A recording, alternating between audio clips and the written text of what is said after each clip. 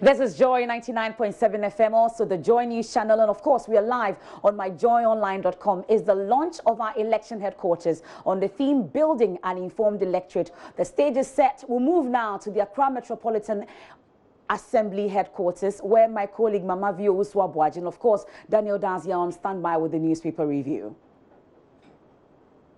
This business district, and this is the Accra Metropolitan Assembly City Hall. It's the AM show and the Super Morning Show combined. It's our big day because we're launching our election headquarters. My name is Mama Vio Swabwaji. And I am Daniel Dazi. The theme for this year's election headquarters, as you know, election headquarters is a household name here in Ghana. That's the name we give to all our election programming. And our theme this year is building an informed electorate. We are focused on ensuring that we who will cast the ballot, you and I, will understand all the issues, no matter the sector, that concern us, so we can make an informed decision when we are casting our ballot. Of course, we have to thank our friends who help us bring you the weather report, Societe Generale, SG Ghana, The Future Is You, the 6 a.m. news, Total Petroleum, Total, we go the extra mile for you, and APSA Bank Ghana Limited, helping you find a way to get things done. Darryl came through with a Joy Business Report, and that was brought to you by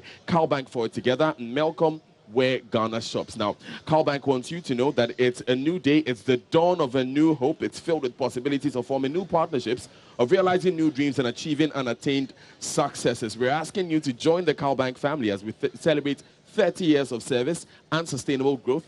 Let's partner you take advantage of today's opportunities. The number to call is 0800 500 500 toll free, or go on calbank.net. You can also go on our LinkedIn, Twitter, Facebook, and Instagram. Let's build our dreams together. We're going to begin with the news review, but wherever you are, if you are anywhere around the AMA City Hall here, we are just around Kimbo Senior High School, opposite Kimbo Senior High School. The road to Tudu is directly opposite us. I can see the traffic. People are getting ready to go to work. People are trying to stop a few churches here and there. You can join us, put in a word or two, tell us what will inform your vote come December 7, 2020. It's time for me to introduce my friends joining us for the news review, brought to you by Interplast. Wherever you are, we make sure water reaches you, even in space. First Atlantic Bank, refreshingly different. Now, of course, First Atlantic Bank FAB has introduced a set of mobile banking application and a USSD short code *442# for banking transactions. You can download the First Atlantic Bank Ghana mobile app from Google Play Store, or simply dial *442# for all your mobile money transactions, instant funds transfer, payment of bills, purchase of airtime or data on Airtel, Tigo, MTN, Glo, and Vodafone, and many more. We call it the Purple Experience on mobile. It's safe, secure, and very simple to use. First Atlantic Bank, refreshingly different. Now, you already know Mama V is here, but joining us as well to do the news review, the morning man, Kojo Yankson, and head of political desk, Evans Mensah. The evening man. That's a good one. That's a good one. It's an exciting time, isn't it, Evans? Absolutely exciting times. I just love this location. I mean, it's I've been to many places to do live shows. This is probably one of the most it's in touch with the people. The most in touch with the people place I've been. I mean, you talk about Kimbo. This is an area I used to play. I used to stay just across the street from Madabraka. Okay. You know, we used to walk here, come to, you know, there's a rubbish heap, you know, not far away from here. I'm sure it's still there. Yeah, I'm sure it's still there. You can see I saw a few minutes ago a huge truck carrying a load of yam, you know, just making its way, I guess, into Mokola. And it's Tema Station just right behind us. And then there is Mokola this way. Mavi should know this better. I'm sure Mavi can. I do. To shop. I'll walk there after the show at 10. Oh, yeah, right. And we're not just here, I must say. We'll be across the country. We'll go to Kumasi. There's a setup at Lekma as well. There's also a setup at Kantamanto. Yeah. I'm really looking forward to the Kantamanto one, because that's, remember Kanta? That's where I used to go for the bend down boutique. 5 a.m. on a Saturday morning. They call it first selection. Bro. First selection. Okay. Evans has Baller Diaries, Bend Down Diaries.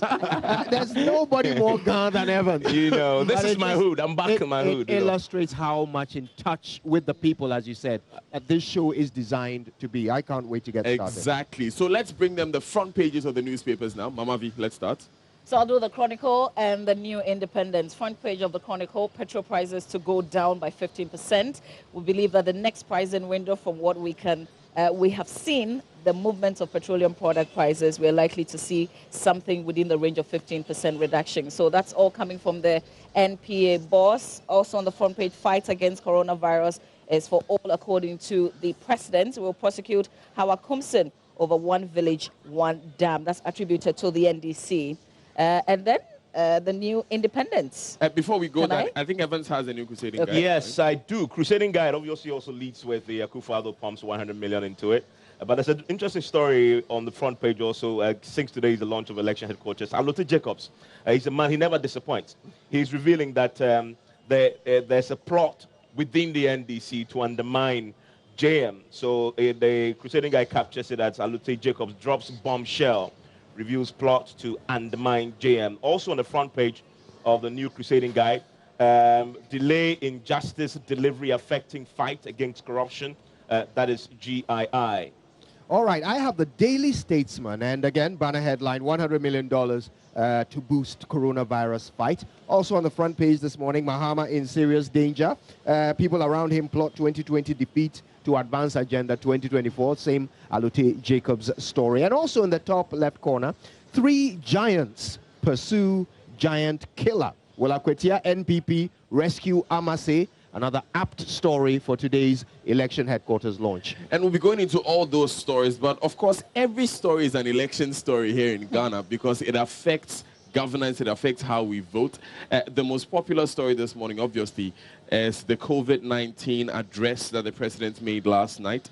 I love the way the Daily Graphic puts it. It says, $100 million awaits COVID-19. President states in Nation Broadcast. It's like the money is waiting for. At Kotuka. Anyway, Ghana increases food exports in the top right corner of the Daily Graphic. Accrues 868 million Ghana cedis in 5 years. ECG to buy local cables. And Kojo Oponkroma, Information Minister, named among young global leaders. The back page says Garden City Mall to be ready by end of the year. And First Lady presents business startups to women in Central Region. Yeah, I mean, I forgot to do this headline on the Daily Guide newspaper. The Kintampo accident. Kintampo accident, driver was dozing. It's a story that we broke a few days ago when we spoke to that eyewitness. There's also 11 institutions signed anti-corruption pact. There's this curious story about the Auditor General. I mean, it's the very Daily Guide-like headline. Chopped 350,000 get fund cash, and then DC's house bagel. So let me finally do the new independent newspaper. Front page, the controversy over one village, one dam will prosecute Akufo-Addo and co. submit Gemfi charges, and confusion rocks NDC. Agenda 2024 plots against Mahama exposed. Alote Jacobs lead charge to flush out dissidents from party. So the 2 main headlines on the front page of the new independent. Kojo? Right, my final paper is the Business Finder, and fintechs welcome deadline extension and commit to deeper engagement with Bank of Ghana is the banner headline. Also on the front page, $100 million voted for coronavirus preparedness, according to the president. One district, one factory. Government commissions noodles factory. Wow, Ghana Indomie. I can't wait to try that. My son is obsessed with that thing. You are too, aren't you? I am. I think it went the other way. The infection. I know. From him to me. No, from father to son. Are you sure? I get text messages from Indomie. That's how bad it is. Okay. Also, Oponkroma named young global leader is on the front page of the Business from Finder. The president congratulating him on Twitter. Oh, yeah, nice. with a picture. I mean, I mentioned it on Newsnight yesterday, and for me, Steve, if you look at the people that have also been appointed, the Finland, PM, for example, is there. The high-profile individual. Yeah. Let's go for him. If you see a young former colleague of ours, doing well, getting appointed to such a prestigious position. It's just a good one. So on that note, we say congratulations to him. Congratulations to Joe Nkrumah. Ghanaian Times is the final newspaper. It has that story of Ghana's preparedness for COVID-19 battle. Adaklu Jakpo residents held hostage after severe rainstorm. It also has an update from the WHO on coronavirus. You know, it's now been declared a pandemic. And this is a story Kojo Yankson will not love to hear. 5 Wegehe students sweep 2019 WASI Best Performance Awards. 5 out of 7 awardees are from Wesley Girls High School. 1 out of the other 2 is from Infancy School, Kojo, where are the Augusto boys. Back page of Ghanaian Times. We're busy winning NSM. Hearts tear Oli apart. Oli console. It didn't work. Only 4-0. Only coronavirus. I remember no. It's okay. So for us, for even if you say Corona. Messi. Ask God Wafa suffer home. Only coronavirus. Kotoko play Sharks today. And Liberty hosts Inter Allies. Let's get into the details. And obviously, that coronavirus no doubt. It's in every paper this morning. And the president talked about how this $100 million, which would translate into some 540 million Ghana cedis, is supposed to be spent on expansion of infrastructure, as well as purchase of materials and equipment, and public education. Now, there have been many complaints about how there is a dearth of public education since this coronavirus matter became a global issue. So now we're going to see some money spent on that public education. On my way to work today, I saw a billboard, an electronic billboard next to Jubilee House, where they were giving tips on how to stay safe. Also, the president talked about how the WHO's upgrading of the coronavirus to a pandemic has also sparked some of the activity that Ghana is now going to undertake. So he talks about how the alarming levels of spread and the alarming levels of inaction, which is the WHO's concern, are now being responded to by the government of Ghana. So he says it's going to be a whole of Ghana approach. We're not going to just be focusing on metropolitan areas, but we're going to make sure that wherever you are, if you're a Ghanaian, you are close enough to some resources that can help if the coronavirus becomes an issue in your part of the country. I must say, though, Kojo, that yes, this is a purely, possibly scientific medical issue. But around the world, in many countries, it's also playing out politically. And again, in keeping with today, I was watching the U.S. and how Trump is handling this. It's become a Democrat versus Republican. Yeah. The Democrats think Trump is not doing enough to attack the problem and that he's taking it for granted. Trump obviously thinks otherwise. Locally, in times of crisis, as coronavirus is trying to sort of project, leaders emerge. Anybody forget what happens when the hurricane hit New York and others? Yeah. At the time Barack Obama was there, yeah, he rolled on the back of that crisis to show leadership. Mayor Bloomberg, also Michael Bloomberg, who later became a also Democratic candidate. Even President Obama's lawyer now, who used to be at the time in New York when the 9/11 happened. Yeah. My point here is, the president did a national address. It's rare for a president to do a national address unless it's a crisis. In an election year, these things play out. The optics alone are important. What are you doing? Is it enough money? Remember that in Parliament, it's played out politically. The MDC keeps saying, you are not doing enough. You are not prepared. So it's unfortunate, but it's very well understandable within a season like this. But I don't think it's turned very political in Ghana, which is a good thing. We're not doing a lot of... Not as bad as the U.S., exactly. I agree. Yeah. But it's still playing out. And I remember one of the major issues a few weeks ago was flying down the Ghanaian residents in Wuhan. And you know, South Africa has taken that move as of yesterday. 160 people have been brought back. And it's out of 180 people who wanted to come back.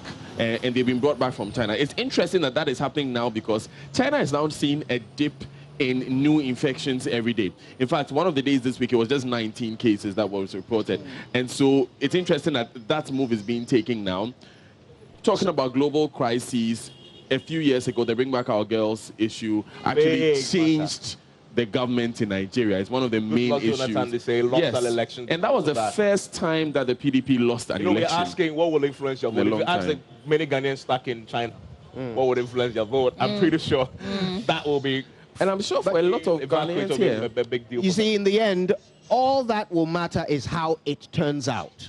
You know, the final result is what will determine how people judge how this government has managed the global crisis. Now, the president is looking out for opportunities to turn it into a positive. He says that we must take advantage of the crisis to strengthen our domestic productive capacity. so that we can advance our self-reliance and reduce our dependence on foreign imports. He says necessity, they say, is the mother of invention. So if that turns out to be a reality, that because of this and the locking down of economies and states across the world, we turn out to be more of a productive nation, then it will turn out to be a plus on the side of the government. That as well, and I'll take you to page 3 of the Daily Graphic newspaper, Kojo. Between 2015 and 2019, Ghana raked in 868.13 million Ghana cedis from exports of foodstuffs to our neighboring countries. I'm talking about Togo, Burkina Faso, La Côte d'Ivoire, and a number of countries within the West African enclave. It's important that we look at this figure, Evans, because now coronavirus has been reported in all the 3 countries surrounding Ghana. And so our borders will be tighter. We already saw what happened to traders when Nigeria closed its borders and was not allowing anyone, for instance, to bring rice into the country. And so we need to begin looking at its effect on us. I'll tell you something. Burkina Faso topped in the importation of varied foodstuffs like rice, pawpaw, palm fruit, sorghum, cowpea. This is coming from the farmers. And remember, the Planting for Food and Jobs program actually saw some success to the extent that farmers had too much produce and they weren't getting enough market.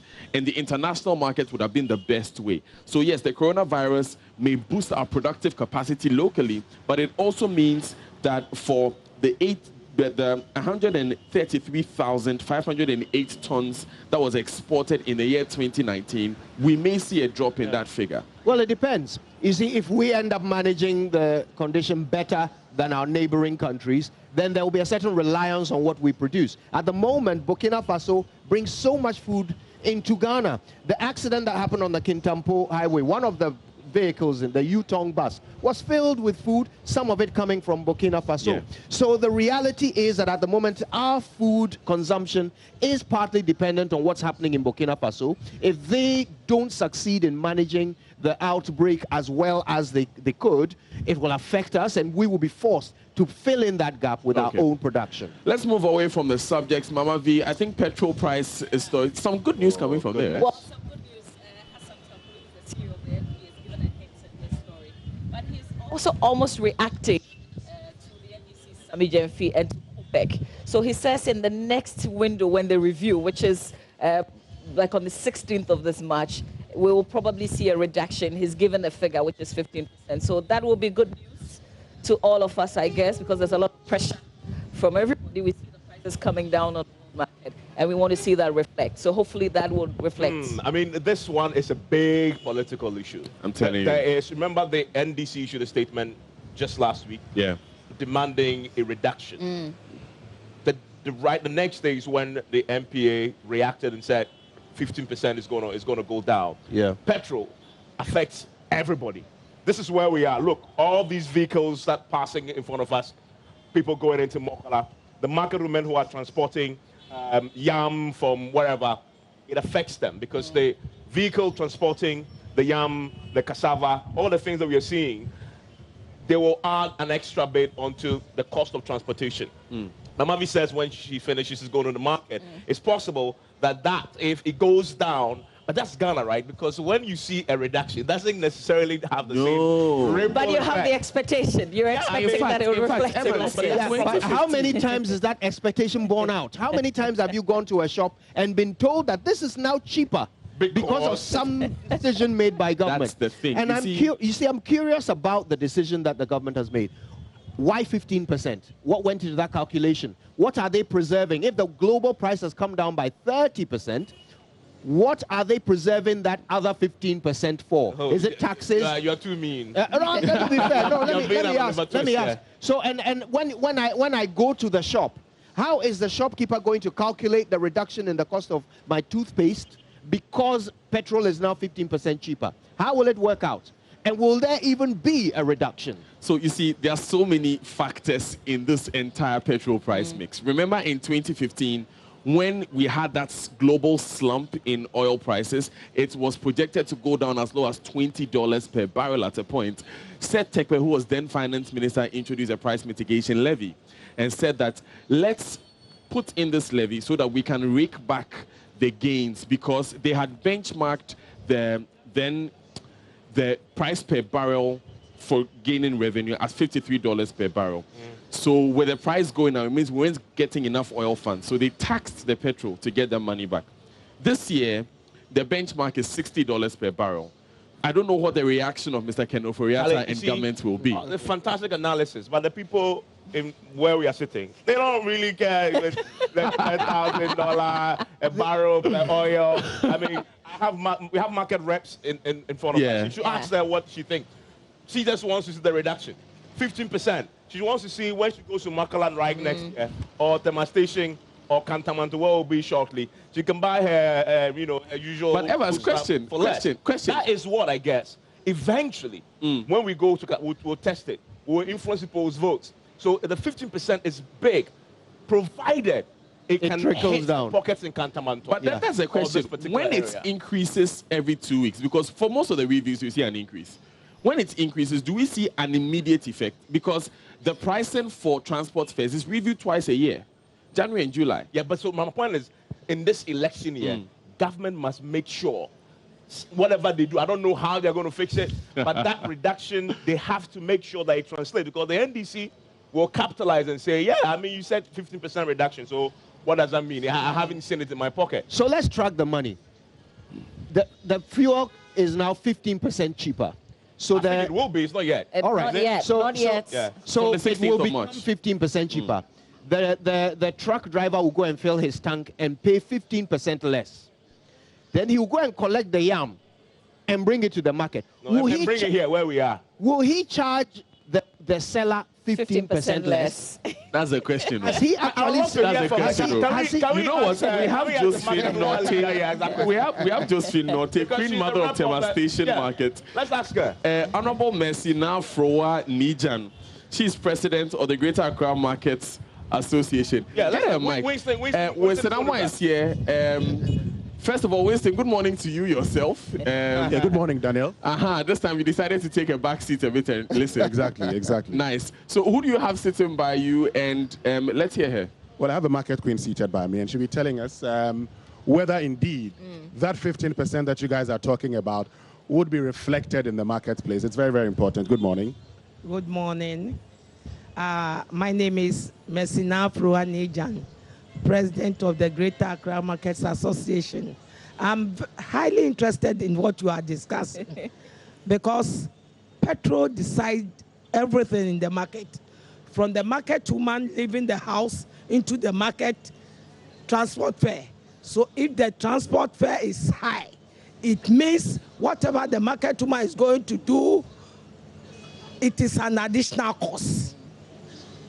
So if there is a reduction in petrol, really it will affect the prices in the market, with the idea that if you go to Ejura for yams, and formerly the fare is 100 Ghana, now because of the petrol reduction, the fare is 80 Ghana.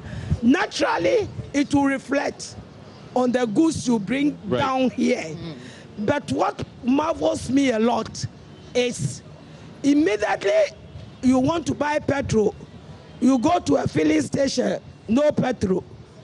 You go there, no fuel. Here, no diesel. It means something is going to happen.